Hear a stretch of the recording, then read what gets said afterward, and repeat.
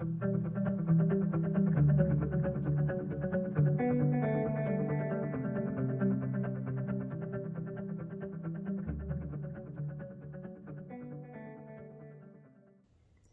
are breaking down UFC London. Tom Aspinall versus Curtis Blaydes. I'm Chris from Equity Sports Analytics, and I'm back to give you 8 best bets for this Saturday's matinee card. We are unique in that we're professional sports bettors, and we know nothing about MMA, nothing about sports. We are simply looking at the casinos. We are doing math. We are seeing where they are shying away from certain bets. We're seeing where they're leaning in to certain plays that people are putting money down.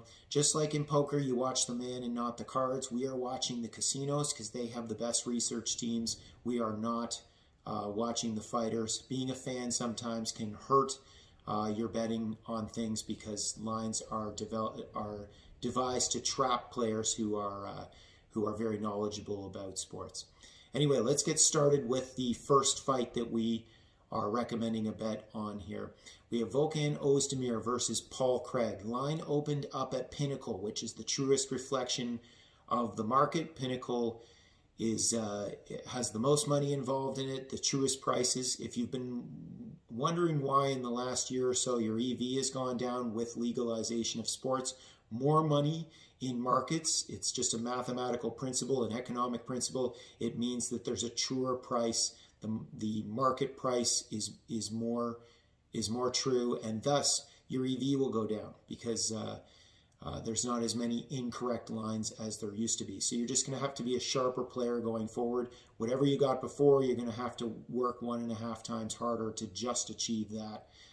So tough times ahead, but it means that we got to be sharp, and there's more and more information out there how to be a sharp bettor, and so we're all getting better all the time if we're disciplined and working on that. Oezdemir right now is 1.61 at Pinnacle. He opened at 1.74. We look at the sharp experts that are giving out advice. This is one of the fights. It's very unusual, actually, if an underdog has even 50% of the recommendations. That's the case here. 50% of the experts are recommending betting on Craig. And so we have reverse line movement. We have 1.74. Oezdemir opened as the favorite. He's down to 1.61, which means there's massive line movement on Oezdemir, meaning that everyone betting $500 is betting on Oezdemir. Everyone betting $50 is betting on Craig. We are taking Oezdemir. 2.38 units to win 1.5. If he can avoid that miracle triangle, then he's going to win this fight. Oezdemir has great takedown defense. Now, Paul Craig has been beating everybody who's a favorite. He's been the underdog in countless fights lately, and he keeps winning. It still doesn't matter if a coin flip bet. If you're betting on a coin flip and it comes up heads 10 times in a row, it still is a 50-50 chance of coming up heads on the next time. So you don't want to flip your bet. We are still we are banking on the fact that a favorite is going to get him, and that favorites right now are undervalued against Paul Craig. Take Oezdemir. 2.38 units to win 1.5. Second bet, and it's on this fight as well. We're taking the under 2.5. We love these spots where we have a contrast of styles. Oezdemir's the striker. Craig is the jiu-jitsu grappler.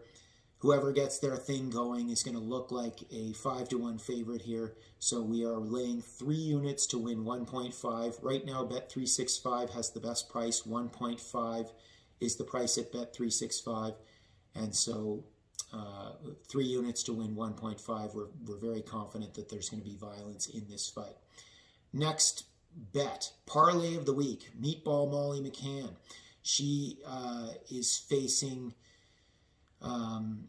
she's facing Hannah Goldie. We think that she has a giant advantage here.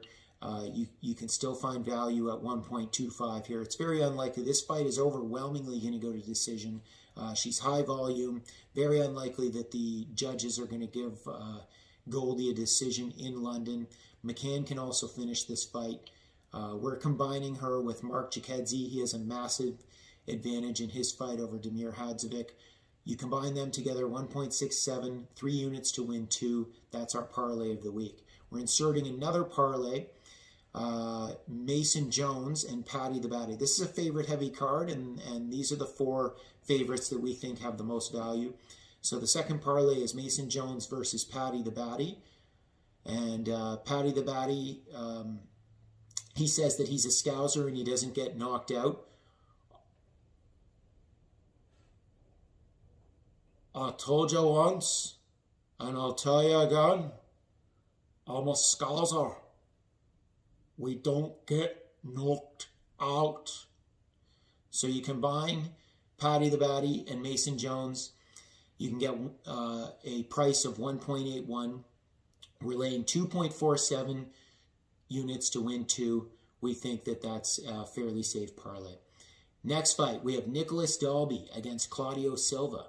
We are not taking one of the fighters in this fight. We're taking the over 2.5 rounds. It has an implied odds of 55%. That means we have to win this fight 55% of the time to break even at 1.80 odds. Nicholas Dalby, out of 23 professional fights, 14 have gone to decision, but in his 3 wins in the UFC, they're all by decision. So he doesn't win by finishing people at this level. Claudio Silva has 17 professional fights. He's never been finished. So we just think this is a tremendous advantage, a tremendous lean to the over here. 70% of the time we think this fight's going to go over, so we're getting 15% implied value here. Take the over 2.5. We are laying 1.87 units to win 1.5. Next fight, we have Jack Hermansson versus Chris Curtis. Chris Curtis opened at 1.75 at Pinnacle. Jack Hermansson, as of this taping, is the slight favorite at 1.88. We actually agree with this sentiment. Chris Curtis is getting 60% of the experts' money, yet the line is violently moving in Jack Hermansson's favor. And so everybody, once again, who's betting $500, the metaphor sticks, is betting on Hermansson. Everybody betting $50 is betting on Chris Curtis. We love Chris Curtis. He steps in like Donald Cerrone used to, where he helps out the UFC, gets these short notice fights. All of his fights that he was the underdog in, he's been getting knockouts. The first time he was a favorite, he had a nice decision win over that jiu-jitsu player. He's not coming to my mind, Rodolfo Vieira. This is now, he's back to being the favorite. We think he's overvalued. A few things going against Chris Curtis here. He's traveling across the pond. It's a 5-hour difference. Hermansson is from Sweden, so it's in his backyard. Massive advantage. Chris Curtis just fought on June 25th, so that's under a month. So that's very tight turnaround. We think that that's a lot of adversity. He's got a wrist injury, apparently, that he came into the last fight with. And so that's less than a month is unheard of. It's almost like, and especially going to decision in a hard fought 15-minute fight where he got significant striked a ton. That's like two NBA teams playing, and then that NBA team playing again against a fresh team later on that day. It's just unheard of. He's just at a massive disadvantage. And then he's going to be shorter, and he's going to be probably about 20 pounds less on fight night. He's a natural welterweight. Hermansson cuts to middleweight, and so Hermansson's going to be a lot bigger as well. It's also a massive step up in competition. Curtis has never fought someone inside the top 15. Hermansson is ranked 8th or 9th.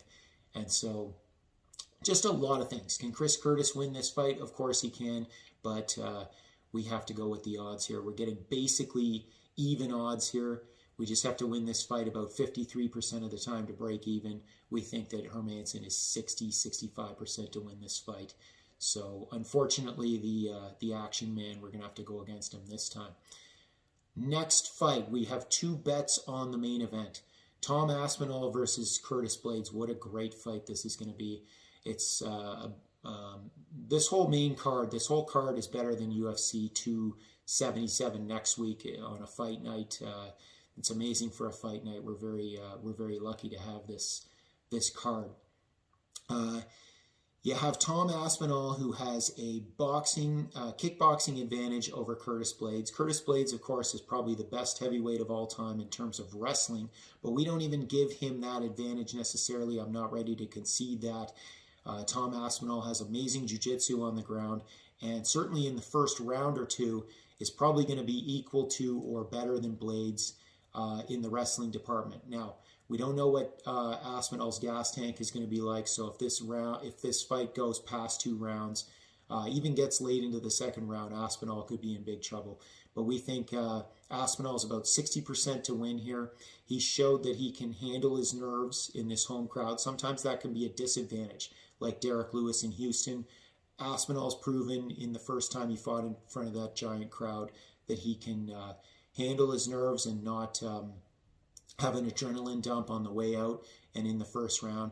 So we think there's no reason to get off the hype train right now. Tom Aspinall has the advantage.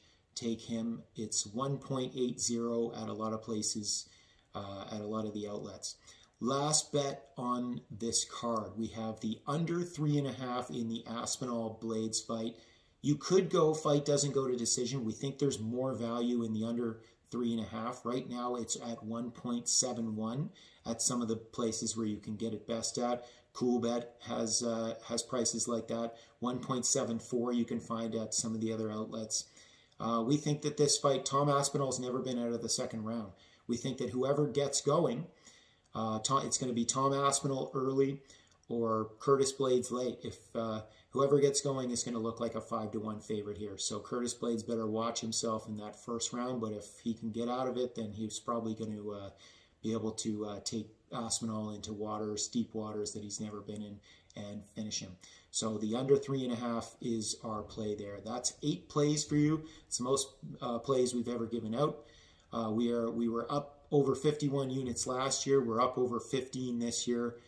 Always remember to keep those unit sizes small, between 1% and 3% of your bankroll. That's going to make sure that you're in things for the long run. And always remember that friends don't let friends gamble without math. We'll see you next week for a video for UFC 277. Bye for now.